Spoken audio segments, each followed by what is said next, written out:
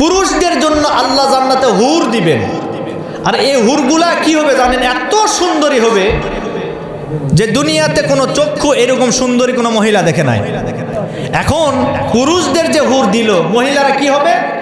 মহিলাদেরকেও যদি আল্লাহ জান্নাত দেয় আর তার স্বামীকেও যদি জান্নাতের ভিতরে রাখে, তাহলে স্বামীকে দিবে হুর, আর ওই হুরদের সর্দারিনী হিসাবে অর্থাৎ রানী হিসাবে আল্লাহ ওই মহিলাকে ওই স্বামীর সাথেই রাখবে।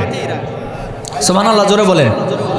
রাজা রানী, রাজা রানী, রাজা রানী যেভাবে থাকে আপনি দেখেন না, রানীর চাকরানি থাকে কাজকর্ম করার জন্য, আল্লাহ হুরদেরকে এই রানী আর রাজার চাকরানি হিসেবে আল্লাহ নিযুক্ত করবেন। সুবহানাল্লাহ। কোন আমার প্রিয় বন্ধুগণ, আমরা সকলে জান্নাত চাই, পুরুষরাও চাই, মহিলারাও চাই, আমরা সকলে জান্নাতে থাকতে চাই।